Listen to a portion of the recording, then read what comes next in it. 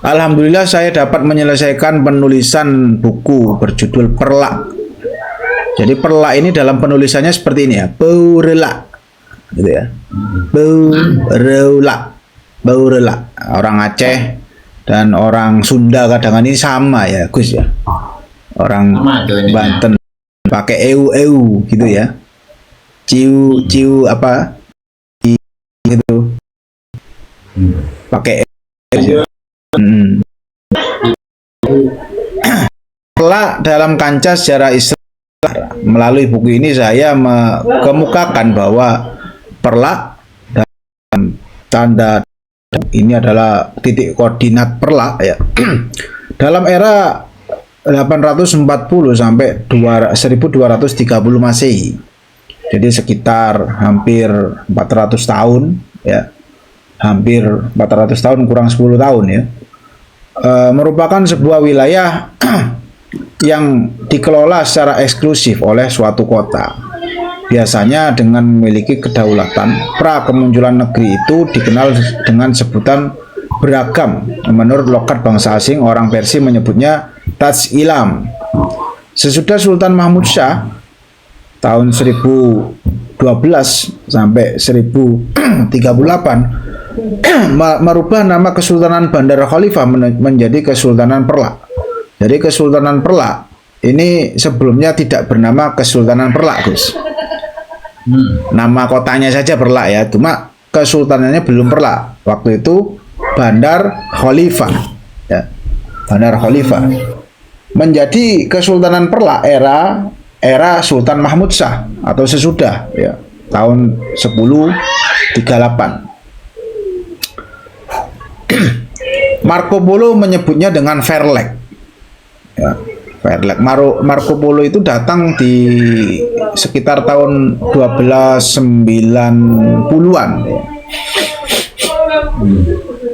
Ibnu Battuta menyebutkan dengan Verlak 1345. Dia datang ke wilayah Aceh. Sementara Empu Prapanca ini yang nulis Negara Kertagama tahun 13 berapa, Gus? 50-an ya. 60-an ya. Dalam karyanya Negara Kertagama menulis Parlak. Jadi ini ditulis oleh naskah-naskah eksternal, Gus, yang datang dari luar. Datang dari luar. Semuanya menyebutkan kata yang sama, Verlak, Verlek, Parlak, ya. Intinya merujuk kepada kata yang sama. Sedangkan orang Cina mengucapkan beragam ya. Pihliha, wah beda ini ya. Palala dan Farehla. Intinya Farehla. Pada dasarnya istilah perlak digunakan oleh penduduk setempat di abad 11. Berarti tahun 1000 Masehi. Untuk menyebutkan sumpah mereka fardu ulak di bawah pohon abonus besar, Latin Diospyros rumpi, di hulu sungai besar yang mengalir ke Selat Malaka, tepatnya di ibu kota Kecamatan Ponaron, Kabupaten Aceh Timur zaman sekarang. Sumpah fardu ulak yang terdiri dari dua kata bahasa Arab dan Gayo, masing-masing mempunyai arti kewajiban pulang ke pesisir, Gayo atau Kuala, untuk berdakwah kembali di pusat kepemerintahan Kesultanan Bandar Khalifah pasca penyerangan bangsa asing. Kelak fardu ulak diabadikan oleh rakyat setempat menurut logat suku Gayo yang mengenal huruf F, yang tidak mengenal huruf F. Wah, ini sama dengan Sunda ini, Gus. Sunda. Nah, ini jangan-jangan ini satu rumpun ya dengan orang-orang Sunda ya. Jadi orang suku Gayo atau suku pedalaman di Aceh, Gayo ya, ini di tengah-tengah ini, di pegunungan, di perbukitan, itu tidak mengenal huruf F, sama dengan orang Sunda. Orang Sunda ngomong apa pun Asef kan Asep gitu ya. Asep jadi Asep gitu ya. Fatimah jadi Fatimah gitu ya. Nah, ini Verlak, fardu ulak jadi pardu ulak. Akhirnya menjadi perlak tadi itu. tema ya. Terma ini tidak jauh berbeda dengan ucapan persemiang, perleseumayang untuk fardu sembahyang. Oh, saat ucapan niat sholat bagi manula digayu ya, atau orang awam digayu di kawasan Blangsimpo, perbatasan antara Perlak dan Serbe jadi Lokop tahun 60-an. Banyak penulis sejarah menyebut gimana? Terus, sebelum lanjut, berarti kan untuk Perlak itu sendiri dikenal di abad ke-11 ya? Ya, tahun 1000 baru dikenal masyarakat ya. Nah, awalnya itu Bandar Khalifah. Bandar Kalau Khalifah. bandar itu artinya apa, Gus? Bandar itu kan kayak seperti pelabuhan gitu, Gus. Tempat bersinggahnya, tempat bersinggahnya orang-orang asing ya. Orang-orang asing, orang-orang dari manapun itu bersinggah di situ gitu ya. Kalau sekarang ya kita Khalifah ya otomatis ya dari Arab kan, Gus, dari kekhalifahan kan. Kalau intinya kan kepemimpinan Islam kan kalau khalifah itu ya. Nah, itu mungkin apa untuk istilah bandar Perlak, bandar Khalifah itu sendiri itu juga ini, Gus, kita dalami gitu ya. Nah, Artinya kenapa untuk Perlak di awalnya itu bernama Kesultanan Bandar Khalifah. Bandar Terus Khalifah. kemudian kaitannya apa? Khalifah yang dimaksud itu apakah khalifah yang ada di sana, di mana di Sumatera, atau khalifah yang ada di Arab sana, gitu, Gus? Ya. Artinya untuk hal ini, ketika kita menemukan datanya, wah itu luar biasa, Gus. Nah, lebih kokoh lagi gitulah sejarahnya, ya. Ya. Ya ini kalau khalifah, Gus, kalau misalnya diartikan bahasa Arab ke bahasa Indonesia itu artinya apa, Gus? Secara letterlek itu apa? Khalifah itu. Khalifah itu bisa raja, cuman lebih mengarahnya itu ke pemimpin tertinggi gitu, Gus. Kalau khilafah itu sistemnya ya. Sistemnya khilafah. Kalau khalifah disebut kerajaan, Gus. Ya bisa juga sih.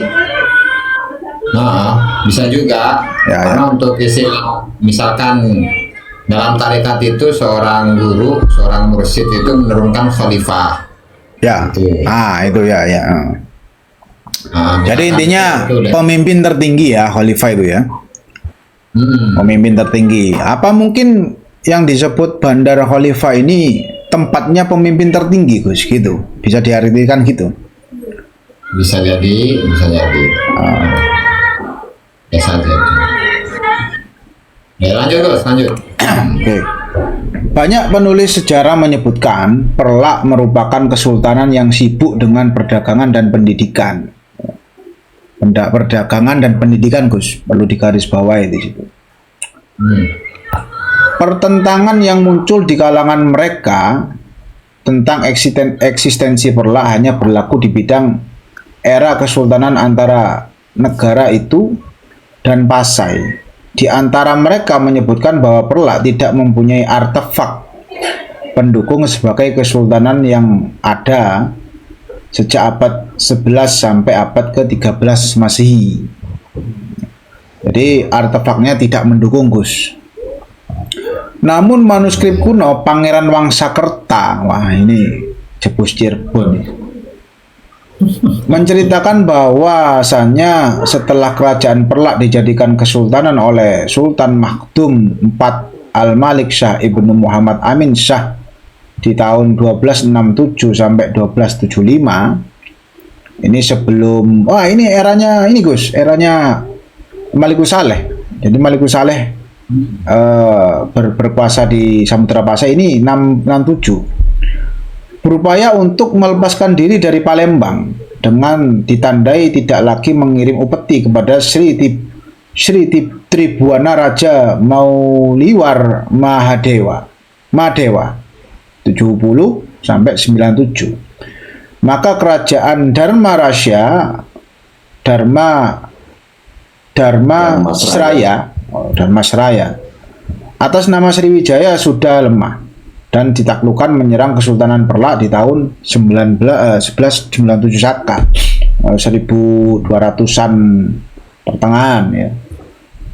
Sehingga Sultan mengungsi. Manuskrip daun lontar yang telah diterjemahkan oleh Atya dan diterbitkan oleh Bagian Proyek Penelitian dan Pengkajian Kebudayaan Sunda, Direktorat Jenderal Kebudayaan Departemen Pendidikan dan Kebudayaan Jakarta tahun 87, dapat menjadi pendukung terhadap eksistensi Kesultanan Perlak di abad 13 Masehi atau 1200 Masehi.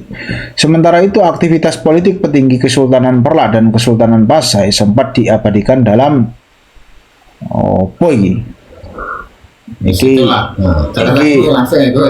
Iki catatannya Portugis sih Gus. Nah, catatan ini mempunyai arti saat itu pedagang Muslim di Pasai dan Perlak, atau Perlak mempunyai kesultanan kecil. Pada tahun 1297 muncul benih-benih pemikiran untuk mendirikan Kesultanan Arab Pasai. Terlepas dari pro dan kontra, pendapat mengenai kebenaran Perlak sebagai salah satu polis ya, negara kota, pusat bisnis dan dakwah pada abad ke-11 dan 3 sampai 13 Masehi, Kesultanan itu mampu memikat hati para pedagang untuk berniaga dan menyebarkan dakwah Islam di Nuswantara.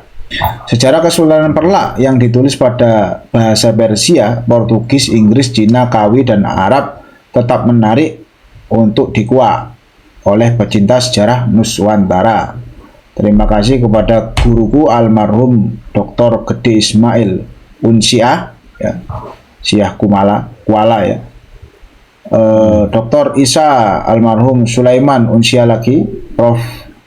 Sahwan Idris YN Araniri, Prof. Yusni Sabi Anraniri, terus Tilam Nagel Göttingen Universiteit Duitsland. Ini dari lulusan beliau, ini doktornya dari Belanda ya, C.C. Witkam Belanda, Leiden. Yang masing-masing pernah membimbing saya dalam belajar bahasa Belanda, Inggris, Arab, Jerman, Portugis, Cina, dan Kawi untuk penelitian sejarah Islam. Semoga mereka ditempatkan pada tempat yang layak oleh Maha Pencipta. Banda Aceh, 18 Maret 2024. Penulisnya tadi bernama lali aku, Ahmad Fauzi Al-Hasani PhD. Kalau Gus tadi ada sedikit catatan itu dari Pak Bram. Apa itu? Bandar Khalifah itu ini ada kaitannya dengan Nakhoda Khalifah, Gus. Bandar Khalifah, Nakhoda Khalifah yang awal kali datang itu kan ya? Ya, Nakhoda Khalifah itu kan yang awal kali datang, Gus, yang dimaksudkan gitu. Kalau Bandar Khalifah ini kan tempatnya ya, tempat bertemunya. Maksudnya ini karena memang jasa mereka barangkali. Oh ya, bisa jadi tuh, bisa jadi. Makanya ini kalau dibaca lengkap ini kan 100 halaman Gus ya. Ini lumayan ya. Ini sudah 8 halaman aja Gus, dibacain Gus. Wah, kalau judul-judulnya itu mungkin dibacain, itu perlu, jadi membangun konstruksi pikiran kita. ya, kalau kita baca poin-poinnya ini harus kita baca dulu semua, baru kita poin-poin. Enggak, yang itu kan ada judul, subjudul, dan seterusnya ke bawah, itu kan ada pasti di dalam ininya. Kita sebenarnya gini, Bang Alap. Kita kan biasanya kan ngaji kitab ya, Fathul Mu'in gitu ya, I'anatul Thalibin gitu ya. Itu kan nggak ada yang pernah dilewati ya. Iya, memang. Sebenarnya itu kan hanya mengulang-ulang saja kan. Apalagi berhubungan dengan bab fikih yang mana fikih itu bersinggungan kehidupan sehari-hari. Yang sebenarnya ya, kita itu ya tidak membutuhkan fikih dalam hal yang tingkat tinggi gitu loh. Intinya kita bisa melakukan syariat Islam dengan hanya berpedoman dengan fikih dasar, nah, begitu. Nah, tapi kita terus mengulang-ulang kitab-kitab yang ya Fathul Mu'in itu kan berat sudah. Itu berat kalau di kalangan pesantren. Makanya kalau saya pengennya ya mengkaji kitab-kitab sejarah gitu, bukan kitab buku, sama sebenarnya isinya sama atas dasar penelitian, sama kitab fikih itu ya ditulis atas dasar kesimpulan kan. Nah, daftar isi bentar, nah ini daftar isi ya. Nah, Bab 1 Perlak era pra-Islam, ya. Setting sosial, identitas budaya dan budaya Hindu. Bab 2 Perlak era kedatangan Islam, ya, pasca dan pra, ya. Teori penyebaran Islam datang dari Bahrain. Nah, ini menarik nih. Kok dari Bahrain gitu loh. Padahal Bahrain habis mengkhianati kita kemarin itu ya. Gara Bahrain kita akhirnya 2-1, 2 sama, hasilnya 2-1 itu. pasca Karbala itu berarti. Pasca Karbala jelasnya ini. Era kedatangan Islam soalnya. Penyebaran Islam di Perlak, identitas politik Islam, gangguan Kesultanan Perlak dan keruntuhannya. Zawiyah, ini saya nggak paham ini, Zawiyah Cotkala ini. Setting sosial pendirian Zawiyah Cotkala. Sejarah pendirian Zawiyah di dunia. Zawiyah ini apa, Gus? Zawiyah itu semacam ini, majelis taklim. Majelis taklim ya pesantren lah, pesantren. Oh, pesantren ya. Ya. Sejarah pendirian Zawiyah di dunia.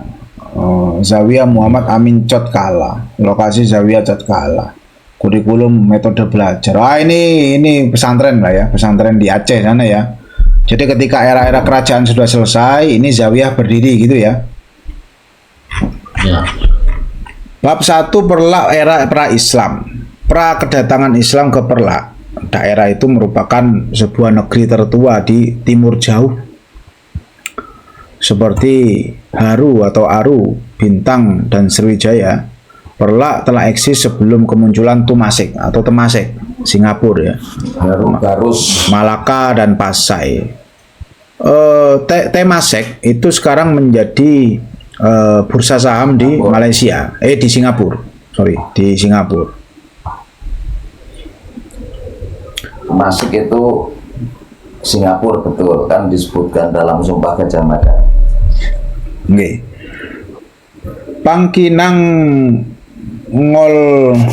Ngolan Sinambela, ini nama orang ini ya, menyebutkan bahwa sebelum lahir Nabi Isa dan Nabi Muhammad, orang Persia Zoroaster sudah mengadakan kontak untuk persinggahan kapal-kapal mereka, mendirikan settlement di Bombay, India, dan Perlak.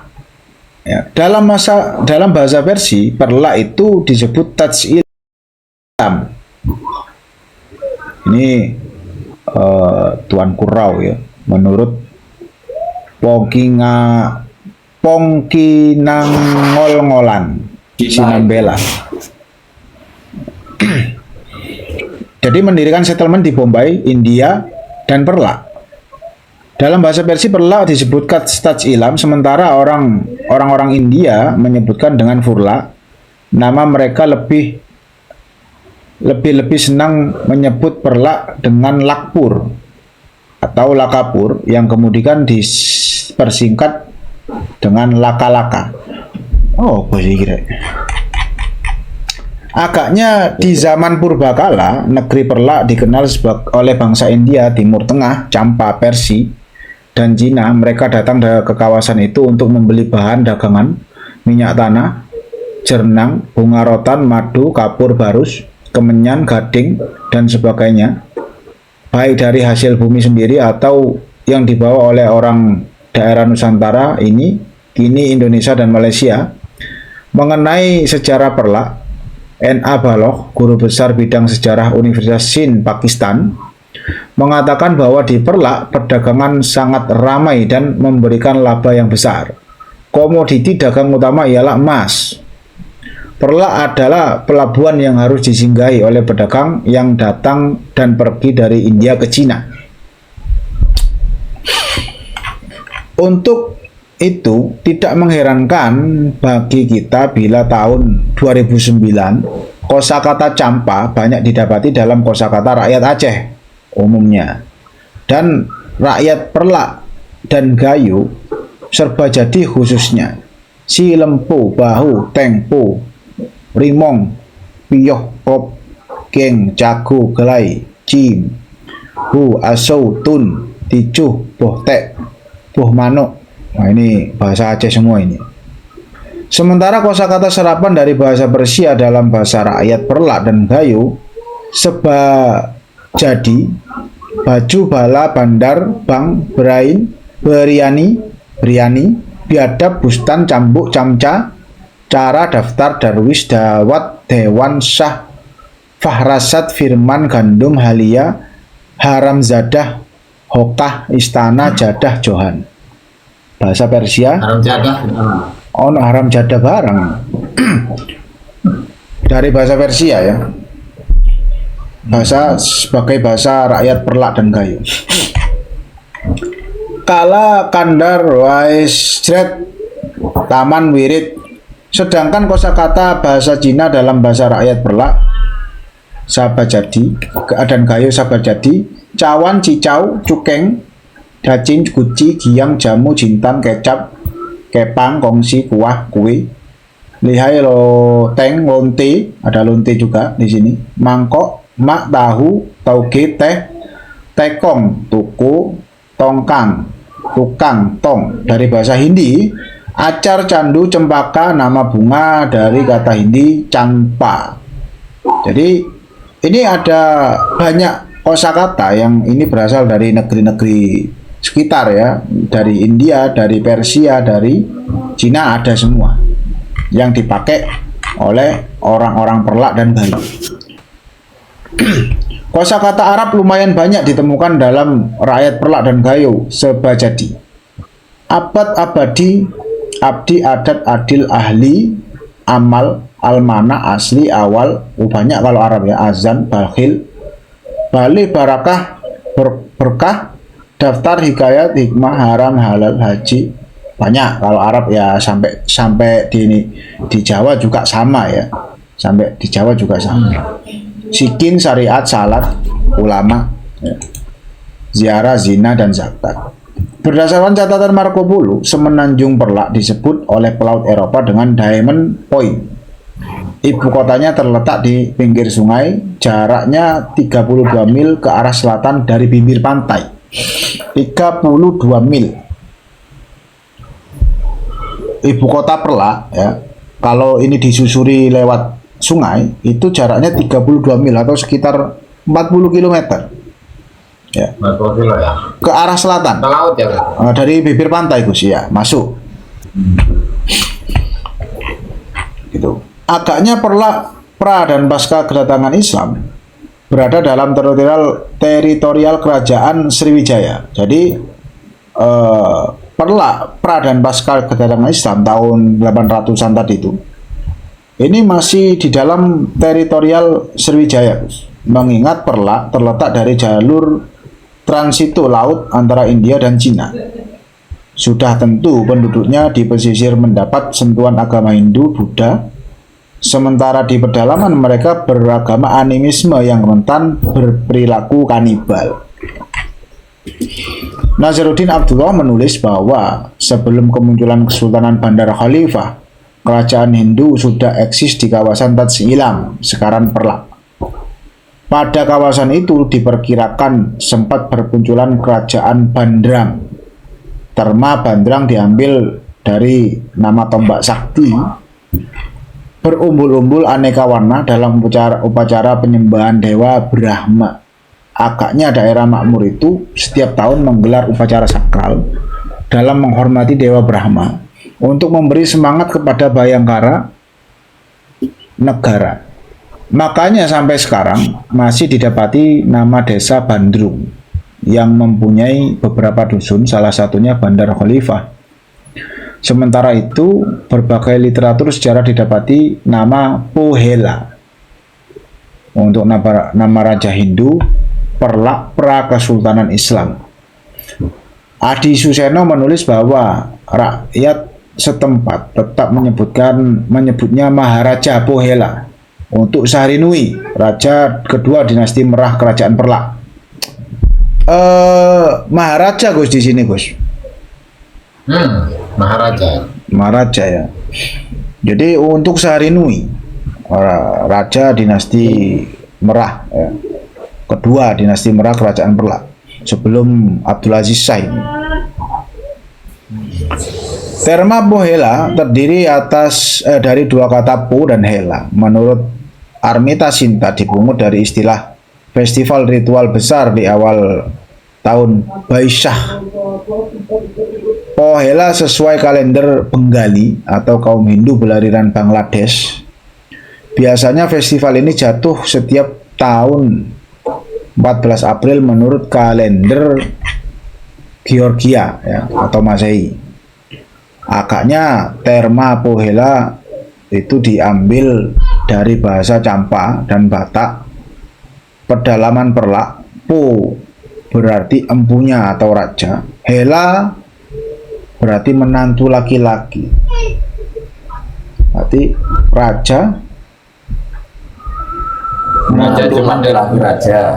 menantu laki-laki raja gitu. Ya. Opo karpe. Tentang sentuhan budaya Hindu di Perlak tentunya tidak dapat terlepas dari budaya Hindu yang pernah bersemi di Aceh Raya ini. J.C. Van Leur mengatakan bahwa sejarah dan budaya Aceh sebelum kedatangan Islam dan bangsa Barat telah terisi dengan landasan Hindu sentris. Namun budaya Hindu di Perlak dalam perkembangan selanjutnya dapat diislamkan oleh pendakwa yang merangkap bertugas menjadi pedagang dari Arab dan Persia, melakukan proses mission seker ini pengorbanan ini ya, yaitu proses ya dari kata sacrifice, yaitu proses dakwah bil hal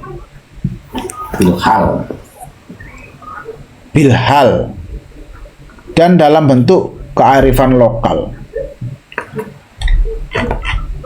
Jadi dakwanya ini ya pengorbanan, ya mungkin sudah bisa pilihlah saja lah. Tuh kata Pak Bram itu, raja menantu berarti menantu yang jadi raja. Menantu raja kan? Menantu raja akhirnya jadi raja kan gitu. Karena anaknya perempuan gitu. Ya itu akhirnya sama dengan yang di Jempa itu Gus, karena tidak mempunyai anak laki-laki akhirnya banyak yang terjadi menantunya jadi raja kan gitu. Assalamualaikum. Waalaikumsalam. Sama kayak Kang Waalaikumsalam. Akil Pak Kodam masalah. Lanjut. Ini bukan Fakih Mokodam ya, tapi Akik Makadam ya. Iya. Iya. Nyampe mana tadi itu? Tradisi Hindu di Perlak yang telah diislamkan masih ada sampai sekarang.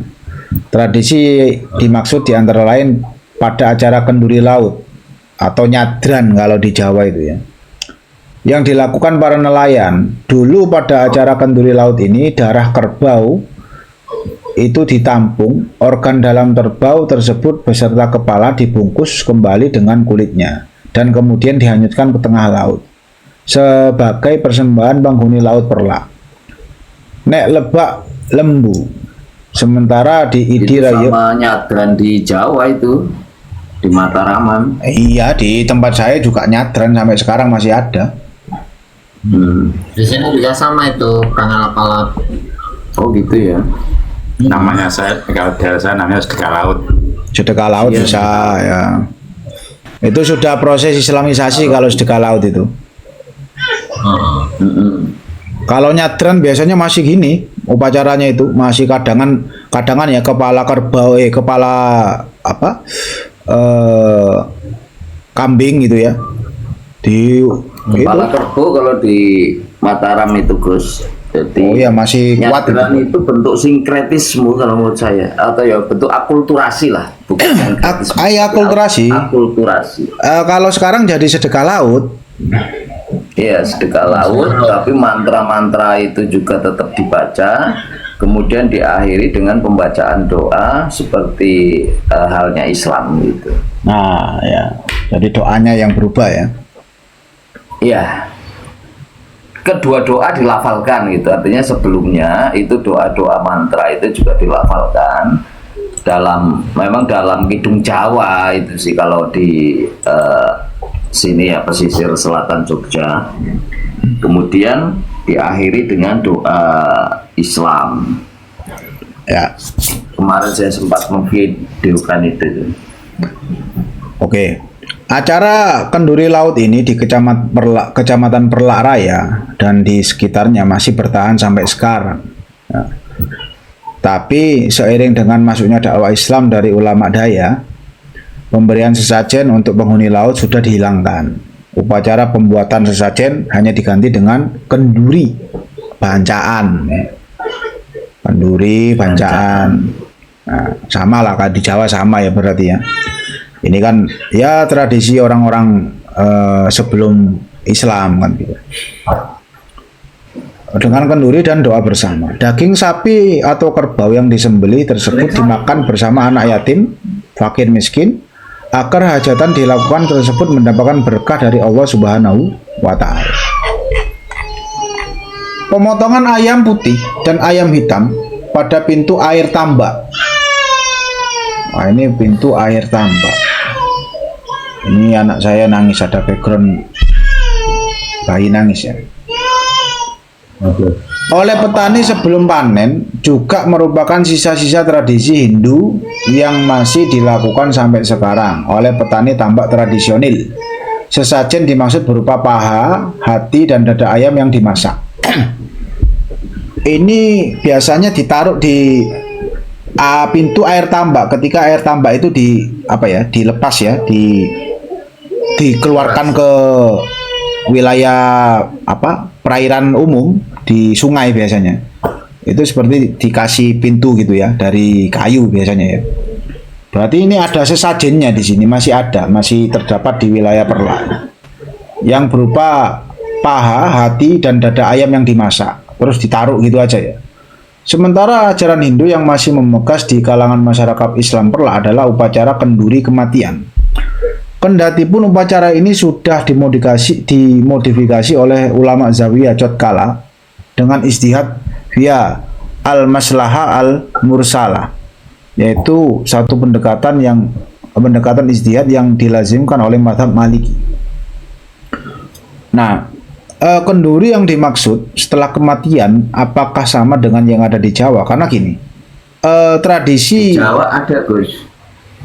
Jadi Ya. ini sedikit ya. Di Jawa itu ada semacam itu, kalau yang petani itu biasanya dia bikin ingkung. Ingkung itu ayam utuh gitu ya Gus ya. Jadi bukan hanya paha, hati, dan kepalanya, tapi ayam utuh. Kemudian di situ ada jajan pasar. Kemudian ada biasanya pucuknya tumpeng itu gitu. Pucuknya tumpeng itu yang ditempatkan di perempatan galengan sawah itu. Itu dulu seperti itu. Ketika saya masih kecil itu masih ada penempatan seperti itu. Tapi kemudian di situ juga dimakan rame-rame gitu loh. Jadi pada waktu didoain itu bersama di perempatan sawah itu, kemudian dimakan rame-rame. Itu.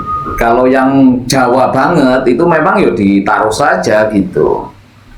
Ya. Setelah didoa-doain ditaruh saja. Ya. Jadi sebenarnya tradisi-tradisi akulturasi Islam yang ada di wilayah Aceh dan Jawa ini sebenarnya ada akar yang sama.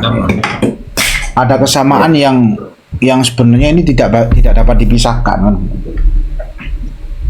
Lalu maka dari itu ini menjadi bukti bahwa Islam itu benang merah.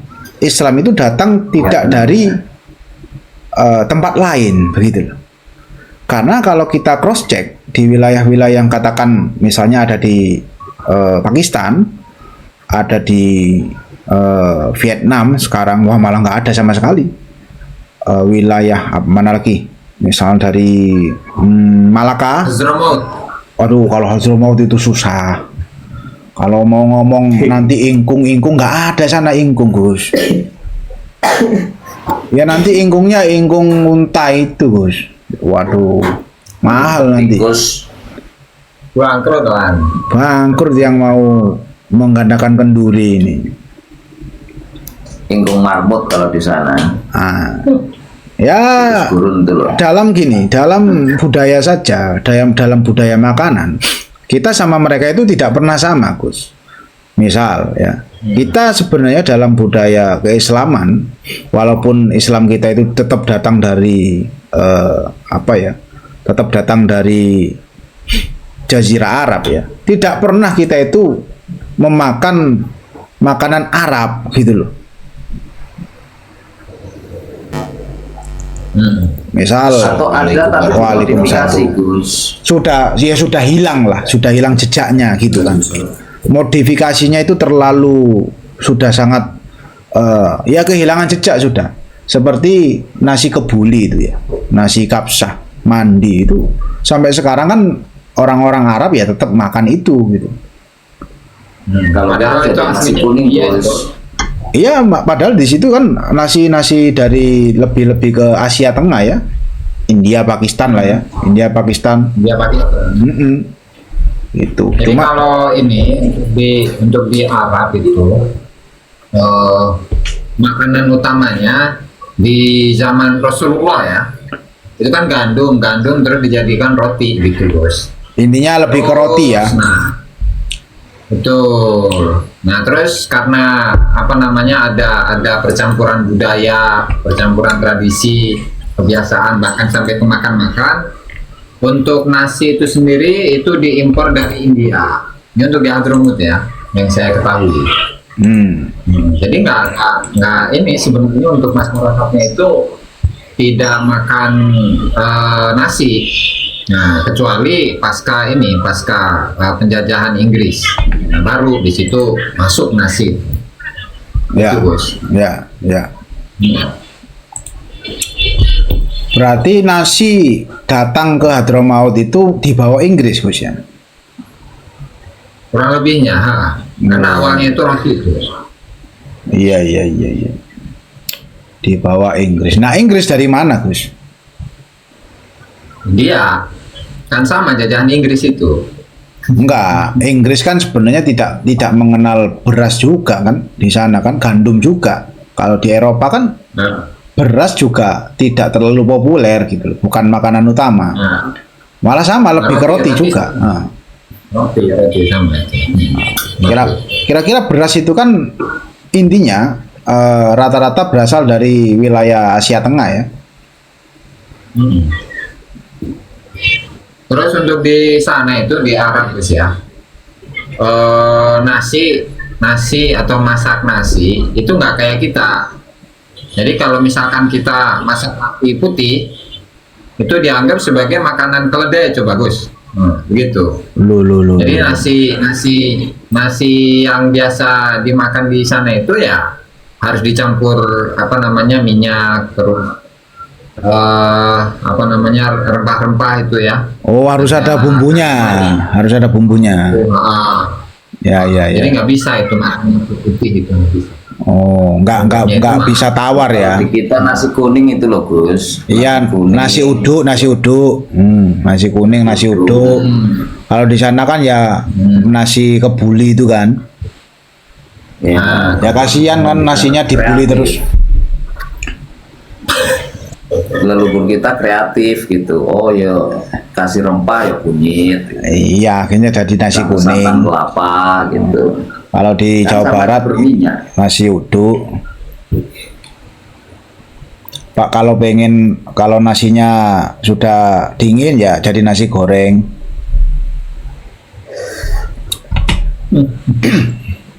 Ini tak lanjutin bentar Lanjut ya. Gus. Sementara itu sampai tahun 63 saya masih menemukan tradisi Hindu dalam masyarakat sekitar Bandar Khalifah ini ya. Setiap Rabu akhir bulan Safar mereka pergi mandi ke pinggir Sungai Perlak dengan membawa makanan untuk disantap bersama dan membuang pakaian mandi ke sungai sebagai pembuang sial. Ini Rebu Wekasan ini. Sama di Jawa. Rebu Wekasan Rebu ini persis Wekasan. ini. Iya. Rebu Sama di Wekasan. Bali juga itu Gus. Iya, berarti budaya ini kira-kira ada nggak kira-kira di Hadramaut, Gus? Rebu Wekasan itu, Gus. Pembokasan ya. Mm-mm. Ada juga sih cuma. Ada juga itu. Eh, Ada juga. Bercerita sedikit ya Gus. Apa, Jadi Pak? di Karangasem itu ada daerah Kecicang. Di situ ada satu makam itu dikenal masyarakat dari dulu sebagai Syekh Datu Aceh. Dulu jalan di depannya juga bernama Syekh Datu Aceh, tapi sekarang sudah berganti nama Jalan Veteran. Nah di sini setiap bulan Safar itu juga masyarakat membawa selamatan di situ lah, tumpengan itu ya, tumpengan atau selamatan bersama di makam Syekh Datu Aceh. Itu sekedar info saja. Misalnya tadi saya kirim DM, tapi di situ sepertinya pahatan biasa itu, artinya cuma batu bulat aja berdiri gitu, baik di nisan kepala maupun di nisan kaki. Iya, Tapi iya. kemarin saya sempat berdiskusi dengan beberapa dengan pedandu dan ini, itu dulu makam Islam itu nisannya itu sama seperti yang ada di Lombok, dan itu mirip nisan-nisan Aceh yang bulat-bulat itu. Itu sekedar info saja. Itu wilayah mana tadi? Yang tadi ini di Karangasem, yang Syekh Datu Aceh itu. Karangasem itu masuk mana, Kang? Kotanya? Karangasem ya, Kabupaten Karangasem, Provinsi Bali. Oh, Bali ya, Bali. Desanya Kecicang ya. Oh, iya, iya. Karangasem, Bali ya. Saya nggak tahu itu kalau Karangasem itu Bali. Tahu saya hanya Denpasar itu, Dok. Sama Ya, Gilimanuk. sekedar info saja. Jadi kan ada banyak makam di sini yang ini saya bicara di luar ya, yang masyarakat mengenalnya itu sudah dari dulu gitu ya. Ada cerita dari masyarakat sekitar bahwa itu sudah dari zaman kewalian dulu gitu, Wali Songo. Itu seperti itu. Ada beberapa, paling tidak kemarin yang saya ini ada 2 makam ya, satu Syekh Datu Aceh, yang kedua Kiai Jalil. Kiai Jalil ini katanya ya dari daerah sekitar Sidoarjo, Gresik situ gitu, atau dari Kudus gitu. Ada sumber lain yang mengatakan dari Kudus gitu. Kemudian satunya lagi itu berupa punden, Sunan Mumbul. Tapi di situ menurut teman-teman budayawan di Bali itu merupakan dulunya tempat pengambilan air dari para pelaut gitu. Itu di lokasinya di Tanjung gitu, Dusun Tanjung apa gitu. Nah di situ, tapi di situ sekarang ada makam juga. Tapi menurut masyarakat sekitar itu bukan makam kok, itu punden begitu. Punden itu apa, Kang? Punden itu, jadi kalau di Jawa kan banyak dikenal punden ya. Punden itu mungkin semacam dulunya yo rumah yang atau tempat persinggahan dari yang membuka daerah situ gitu. Atau Apa jadinya? atau makam ya, makam sesepuh desa. Bukan makam tapi makom. Oh, petilasa, tempat. Petilasan. Nah, petilasan itu punden. Itu kan di Jawa kan banyak juga punden-punden itu. Oh ya, Nah, setiap kalau di desa itu. punden ini tidak pada bulan Safar mereka ke sana, tapi setelah hari raya besar. Biasanya seperti itu. Mereka datangnya ke sini gitu. Jadi ada pembedaan di Bali itu, ada pembedaan. Jadi untuk para sesepuh wilayah lah ya, kalau tadi dikatakan sebagai Syekh Datu Aceh dan Kiai Jalil itu pada bulan Safar atau Bekasan itu, tapi pada petilasan punden itu tadi dilaksanakan selamatan Pak setelah hari raya besar. Sampun, monggo dilanjutkan.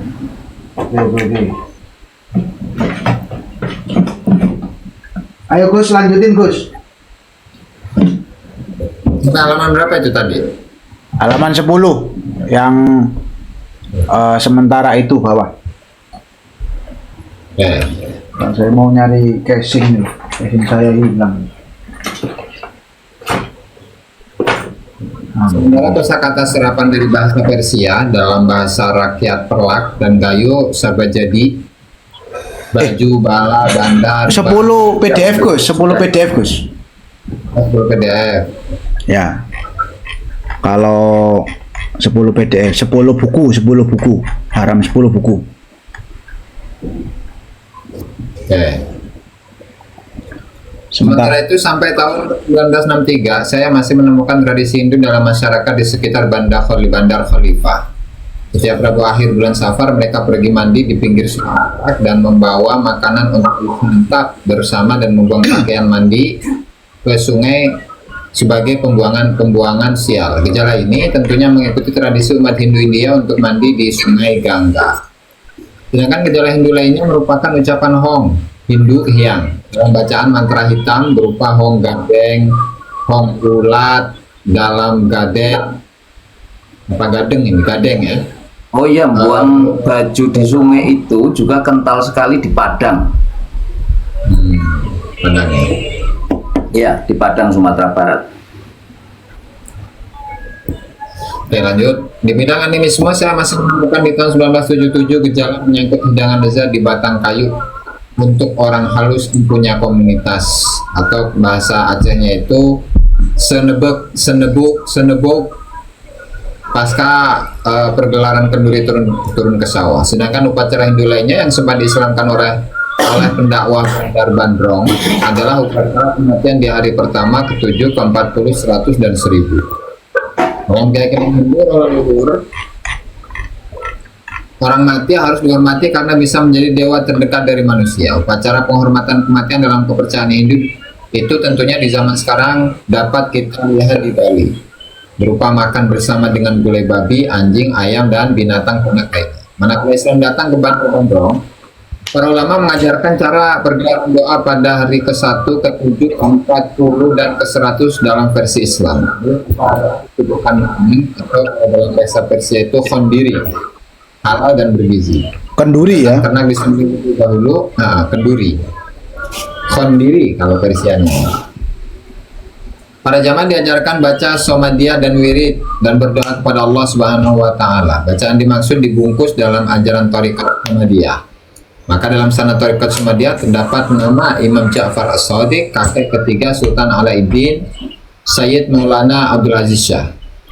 Faedah pengarahan kaum mu'alaf rakyat Bandar Bandrong di atas adalah merupakan kearifan lokal untuk penegakan ukhuwah Islamiyah mereka, syiar Islam, praktek tastafi, tasawuf, tauhid dan fikih, seumpama dalam bidang sembelihan, makanan dan taharah.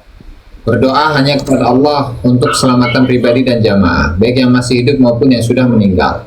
Kearifan lokal ini berbasis hasil ijtihad ulama termasuk maslahah mursalah. Dari uraian tersebut di atas, penulis dapat mengambil kesimpulan bahwa di kawasan Perlak pra-Islam didapat entitas Hindu, entitas dan adat Hindu.